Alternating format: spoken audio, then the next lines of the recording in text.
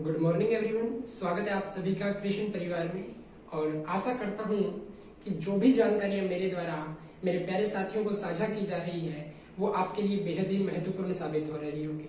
जैसा कि आपको पता होगा कि पिछली क्लास में जो हम हैं वो राजस्थान की कला एवं संस्कृति पर बात कर रहे थे और हमारा टॉपिक जो था वो था राजस्थान के लोक देवता।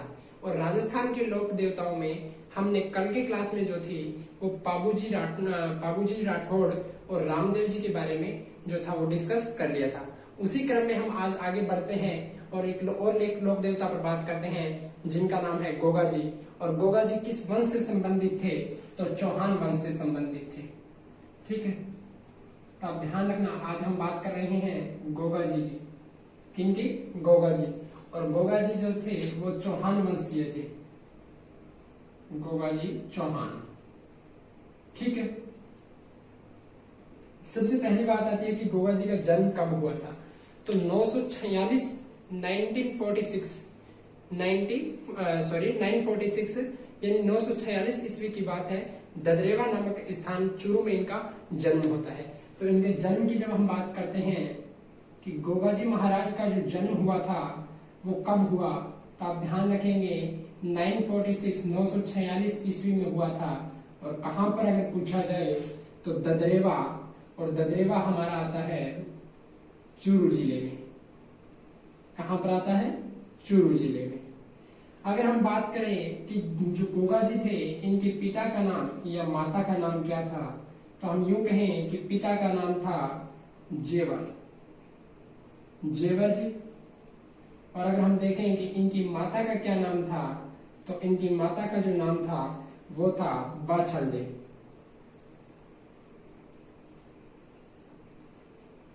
ठीक है, साथ ही मैं बता दूं कि केलमदे आती है जो कि क्या है? इनकी पत्नी।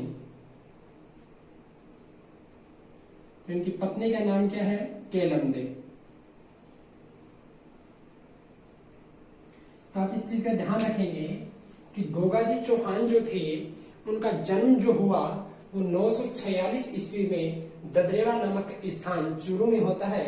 जिनके पिता का नाम जेवर जी, माता बाछलदे, और जो जिनके साथ इनका विवाह होता है उनका नाम है केलमदे। उनका नाम क्या है? केलमदे। एक और बात बताता हूं आपको, गोगा जी चौहान के जो गुरु थे उनका नाम था गोरखनाथ जी।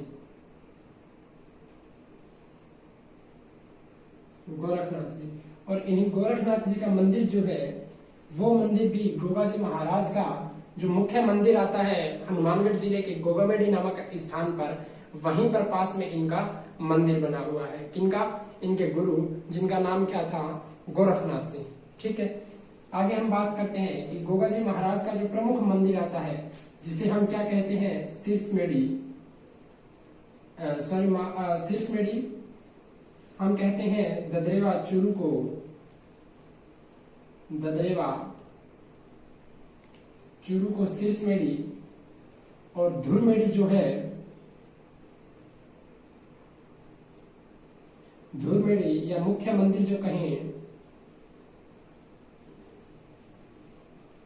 या मुख्य मंदिर जो कहा जाता है वो आता है गोगामेडी। और गोगामेडी कहां पर है? हनुमानगढ़ में। गोगामेडी, और गोगामेडी कहां है? हनुमानगढ़। ठीक है, सिरसमेड़ी धुरमेड़ी से क्या तात्पर्य है? आप ध्यान देंगे कि मान्यता के अनुसार कि गोगा जी महाराज ने जब युद्ध किया था तो उस युद्ध में जहां पर इनका शीर्ष यानी सिर पड़ा उसे सिरसमेड़ी, और जहां पर इनकी पूरी धड़ रही थी उसे धुरमेड़ी कहा जाने लगा। सिरसमेड़ी कहां पर है? ददरेवा चूरू। धुरमेड़ी कहां पर है? तो गोगामेडी हनुमानगढ़। साथ ही आप ध्यान रखेंगे कि इन्हें सांपों के देवता के रूप में पूजा जाता है। किसके रूप में? सांपों के देवता के रूप में पूजा जाता है।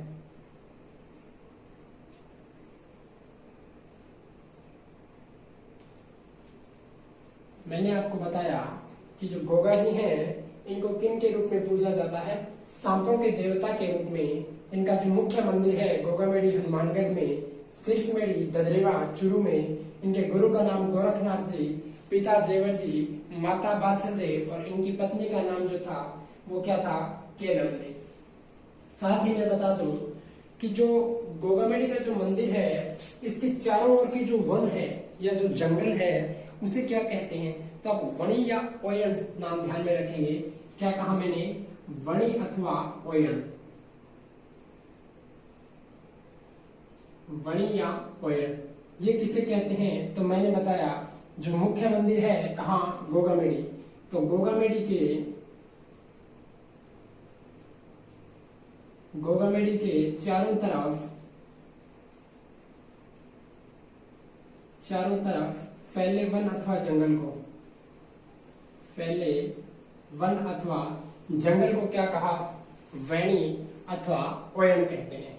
ठीक है, इस चीज का आप ध्यान में रखेंगे। एक बार आप इसका स्क्रीनशॉट ले लीजिए, आगे फिर बात करते हैं हम गोगाजी चौहान के बारे में जो मुख्य बातें हैं।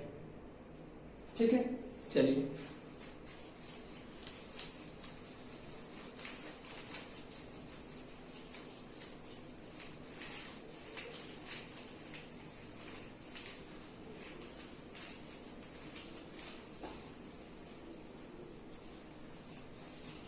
महमूद गजनवी का नाम आपने सुना होगा।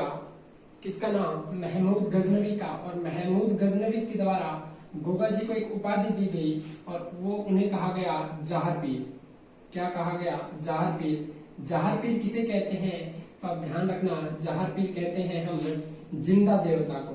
किसको कहते हैं, जिंदा देवता, अथवा हम यूं कहें कि साक्षात पीर, साक्षात पीर अथवा जिंदा देवता को क्या कहते हैं, जाहर पीर। और ये उपाधि इन्हें किसने दी थी, गजनवी ने। किसके द्वारा दी गई, गजनवी द्वारा। ठीक है, दूसरी चीज एक आप ध्यान रखेंगे, जो इनका प्रमुख मंदिर मैंने बताया कहाँ, गोगामेडी में। इनका मंदिर कहाँ पर बताया, गोगामेडी में। और इस गोगामेडी के मंदिर में जो मुख्य प्रवेश द्वार है, क्या है, जो प्रवेश द्वार है, उस प्रवेश द्वार पर, गोगामेडी मंदिर के प्रवेश द्वार पर बिस्मिल्लाह शब्द लिखा हुआ है। बिस्मिल्लाह शब्द लिखा हुआ है।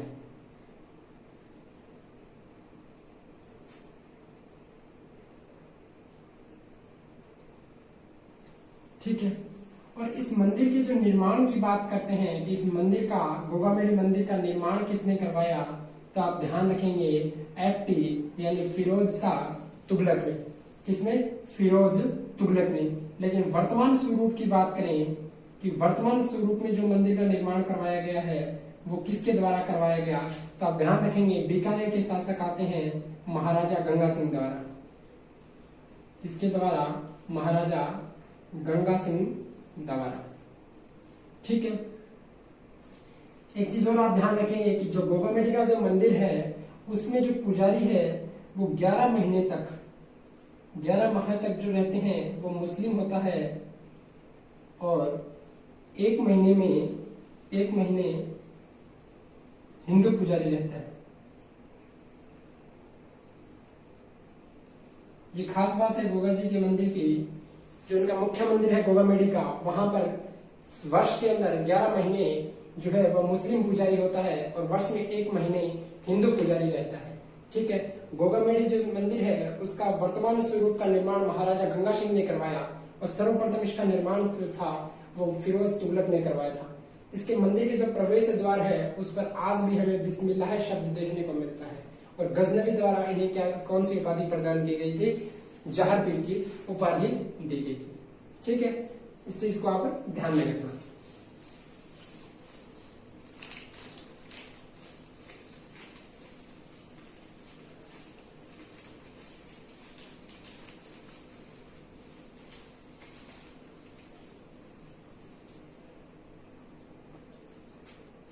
गोगाजी महाराज इन्हें सांपों के देवता के रूप में पूजा जाता है। किसके रूप में, सांपों के देवता के रूप में, सांपों के देवता के रूप में पूजा जाता है। यानी कि सर्पदंश के इलाज के लिए कहां पर लेके आया जाता है व्यक्ति को, तो गोगा जी महाराज के मंदिर में लाया जाता है। यहाँ से एक ऐसी मान्यता ये है कि यहाँ पर गोगामेडी में एक गोरखाना तालाब है। कौन सा तालाब? गोरखाना तालाब। इस गोरखाना तालाब के क्या खास बात है, ध्यान देना कि जो व्यक्ति गोगामेडी जाता है वो इस गोरखाना तालाब की मिट्टी लेके आता है साथ में। और ऐसी लोक मान्यता है कि यदि कोई सर्पदंश हो जाए यानी कोई सांप अगर काट ले तो वहां पर इस तालाब की मिट्टी लगाने पर व्यक्ति पर जहर नहीं चढ़ता है, व्यक्ति पर उस सांप का कोई असर नहीं होता है। ऐसी यहाँ पर लोक मान्यता है। किस तालाब की मिट्टी से? तो गोरखाना तालाब की मिट्टी से, यानी वो लेप लगाने से व्यक्ति ठीक हो जाता है। ठीक है। दूसरी चीज आप ध्यान रखेंगे कि ऐसी लोक मान्यता भी है कि गोगा जी के जो पुजारी होते हैं उनको सर्प नहीं काटता है, उनको सर्प नहीं काटता है गोगा जी के पुजारी को। ठीक है। एक आपने सुना होगा गोगा जी की ओल्डी, गोगा जी की ओल्डी, और वो कहाँ पर आती है? तो सांचोर, जालौर में एक जगह है जिसका नाम है सांचोर। तो आप ध्यान रखेंगे अगर पूछा जाए गोगा जी की ओल्डी, गोगा जी की ओल्डी, ये एक तरीके से एक मंदिर ही है गोगा जी का अन्य मंदिर। ठीक है। गोगा जी की ओल्डी अगर पूछा जाए तो सांचोर, सांचोर, और सांचोर कहां पर है? जालौर डिस्ट्रिक्ट में। ठीक है। गोरखाना तालाब या इसे गोरख तालाब भी कहते हैं।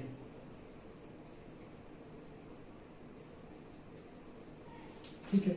एक और ध्यान रखेंगे आप महत्वपूर्ण चीज कि जो किसान जो होता है, किसान जो होता है वो फसल बोते समय हल व हाली, यानी जो हल होता है जिसके द्वारा बुआई की जाती है और जो व्यक्ति हल से बुआई करता है उन दोनों को, यानी हल व हाली दोनों को गोगा जी के नाम की राखड़ी बांधी जाती है, जिसे गोगा राखड़ी कहते हैं। ठीक है। किसान खेत जोतते समय, खेत जोतते समय हल व हाली को, हल व हाली को गोगा राखड़ी बांधता है,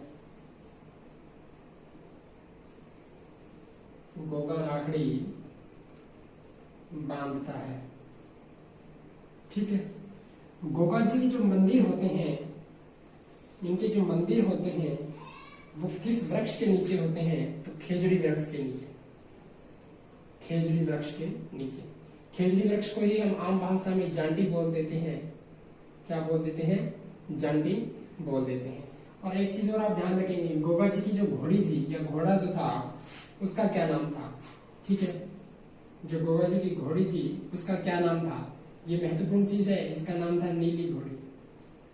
इसका रंग नीला नहीं था, नीली घोड़ी कहते भी थे उसे। क्या? नीली घोड़ी। ठीक है। और कहीं कहीं हमें यह भी देखने को मिलता है कि इन्होंने गायों की रक्षा हेतु अपने जो मौसेरे भाई थे सुरजन और अर्जुन, उनके साथ ये युद्ध करते हुए वीरगति को प्राप्त हुए थे।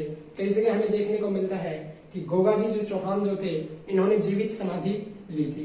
तो ये अलग अलग मान्यताएं हैं जहां पर प्रश्न आपसे इतना नहीं पूछा जाएगा उस हद तक ये चीजें आप ध्यान में रखिएगा। गोगा जी की घोड़ी का नाम पूछ लिया जाए, नीली घोड़ी, इन्हें सांपों के देवता के रूप में पूजा जाता है। गोरखाना तालाब का कहां से संबंध है? तो गोगामेडी हनुमानगढ़ से। गोगा जी की ओल्डी सांचोर जालौर में आती है। और हल व हाली को किसकी राखड़ी बांधी जाती है? तो गोगा जी की राखड़ी बांधी जाती है। और इसके मंदिर जो है वो किस वृक्ष के नीचे बने होते हैं? तो खेजड़ी वृक्ष अथवा जांटी वृक्ष के नीचे बने होते हैं। ठीक है। एक बार इसका स्क्रीनशॉट ले लीजिए। आगे फिर बात करते हैं एक और नए लोक देवता की, और जिनका नाम है हड़बूजी, जिनका नाम है हड़बूजी। गोगा जी महाराज की हमने बात कर ली। एक बार सभी गोगा जी महाराज की जय बोल देना, वैसा सभी का सिलेक्शन हो जाएगा। पटवारी वटवारी टीचर वीचर जो भी लगना है ना लग जाओगे। ठीक है ना। चलिए तो आगे हम बात करते हैं हड़बूजी की।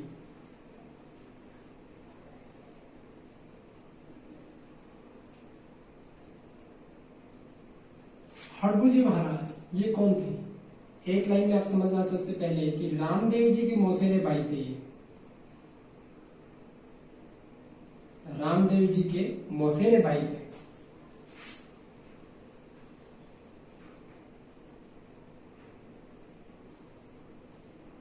ठीक है।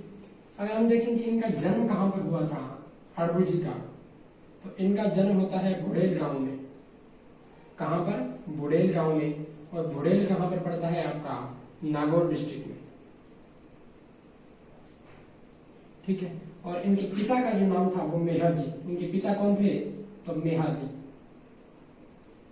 और इनके गुरु आते हैं जिनका नाम है बल्लीनाथ जी। गुरु का नाम क्या है?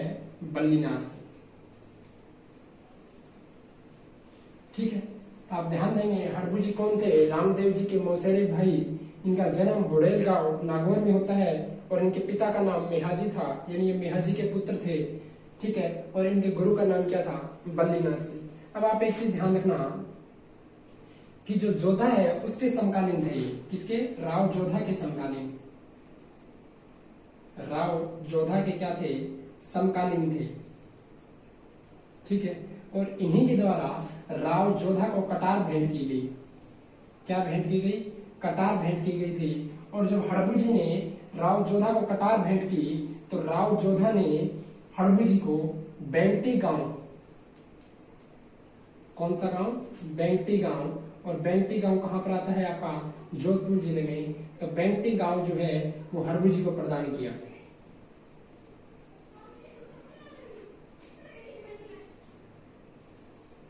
हड़बू जी को प्रदान किया। अब आप ध्यान देना, मैं क्या बता रहा हूं आपको कि राव जोधा के समकालीन थे कौन? हड़बू जी। और हड़बू जी ने राव जोधा को कटार भेंट किया इनके सम्मान में, जिससे खुश होकर राव जोधा ने हड़बू जी को बेंगटी गांव प्रदान कर दिया। और इसी बेंगटी गांव से आप ध्यान रखेंगे, इसी बेंगटी गांव से हड़बू जी जो है, हड़बू जी असहाय गायों के लिए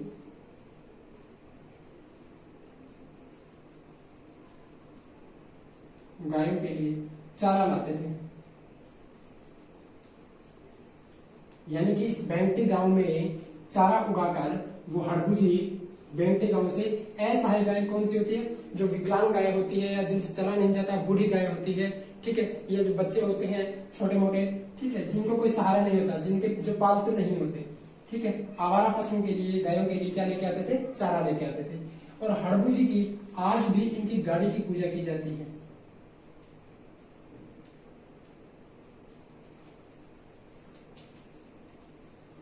ठीक है। और अगर हड़बू जी का प्रमुख मंदिर पूछ लिया जाए तो बेंगटी गांव में आता है। और बेंगटी कहां पर आपका? जोधपुर जिले में। कहां पर आता है? जोधपुर जिले में।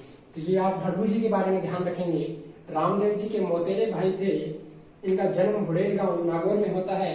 मेहाजी के पुत्र थे। बल्लीनाथ जी इनके गुरु का नाम था। राव जोधा को इन्होंने कटार भेंट की, जिससे ये प्रसन्न होकर राव जोधा प्रसन्न होकर हड़बू जी को बेंगटी गांव जो है वो भेंट स्वरूप प्रदान किया। और इसी बेंगटी गांव से जो हड़बू जी महाराज थे वो असहाय गायों के लिए चारा लाते थे। और उसी उपलक्ष्य में आज भी बेंगटी गांव में हड़बू जी महाराज का एक प्रमुख मंदिर बना हुआ है, जिसमें आज भी उनकी गाड़ी की पूजा की जाती है। मान्यता है कि यहाँ पर वही गाड़ी है जिसके अंदर वो चारा लाया करते थे। ठीक है। इस चीज को भी आप ध्यान में रखेंगे। तो इनका प्रमुख मंदिर कहाँ पर है? बेंगटी गांव, जोधपुर में। ठीक है। चलिए आगे बात करते हैं हड़बू जी महाराज के बारे में। पंचपीरों की बात कर रहे थे हम, और पंचपीरों में लोक देवताओं में सबसे पहले पंचपीर शुरुआत किया था, और उसमें हमने 4 लोक देवताओं की या पंचपीरों की बात कर ली। अभी अंतिम पंचपीर की बात करेंगे जिनका नाम है मेहाजी मंगलिया।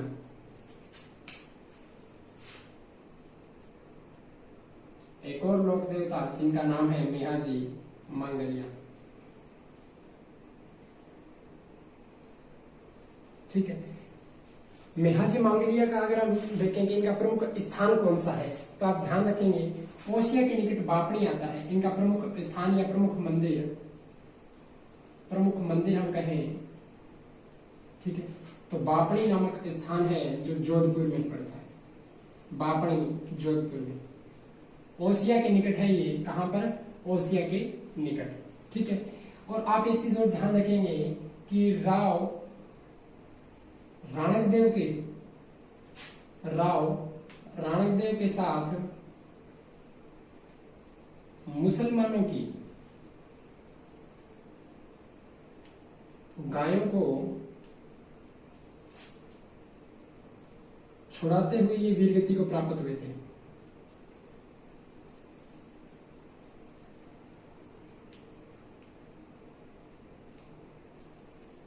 यानी मैंने बताया कि राव राणकदेव के साथ में युद्ध कर रहे थे और युद्ध करते हुए ये वीरगति को प्राप्त हुए और गाय छुड़ाने के लिए गए थे किसकी? मुसलमानों की। यानी कि मान्यता है कि राव राणकदेव जो है वो मुसलमानों की गाय चुरा के ले गए थे और उन्हीं को छुड़ाने के लिए मेहाजी मांगलिया जाते हैं और युद्ध करते हुए वीरगति को प्राप्त हो जाते हैं। इनका प्रमुख मंदिर पूछा जाए तो बापड़ी जोधपुर में आ जाता है और इस प्रमुख मंदिर में जो इनके मेला जो भरता है, इनका मेला कब बढ़ता है तो आप ध्यान रखेंगे कृष्ण जन्माष्टमी को। कृष्ण जन्माष्टमी, कृष्ण जन्माष्टमी कब आती है तो आप ध्यान रखना भाद्रपद कृष्ण पक्ष की अष्टमी को। क्या? कृष्ण जन्माष्टमी। इनके घोड़े का नाम अगर पूछा जाए कि मेहाजी मांगलिया का जो घोड़ा था उसका क्या नाम था तो आप ध्यान रखेंगे किरडकाबरा। यहां से कई बार प्रश्न पूछा जाता है, इन सभी घोड़ों का आप नाम ध्यान में रख लेना अच्छे से। घोड़ों पर कई बार प्रश्न पूछ लिया जाता है और किरडकाबरा तो काफी बार पूछा गया। किरडकाबरा घोड़ा किससे संबंधित है तो मेहाजी मांगलिया से। ठीक है, यह मेहाजी मांगलिया के प्रमुख घोड़े का नाम क्या था तो क्या था? किरडकाबरा। ठीक है, इस चीज को आप ध्यान रखेंगे। इसके साथ ही आप एक चीज और ध्यान रखेंगे, वह भी महत्वपूर्ण है, यानी जो इनके पुजारी होते हैं, इनके पुजारी जो होते हैं उनके पुजारी की वंश वृद्धि नहीं होती, बल्कि वे गोद लेकर वंश चलाते हैं।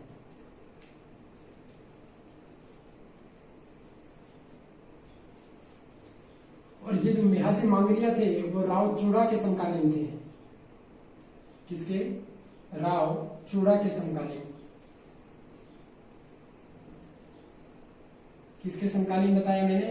राव चूड़ा के समकालीन। और ये भी कामड़िया पंथ से दीक्षित थे। किससे दीक्षित थे? कामड़िया पंथ से दीक्षित थे।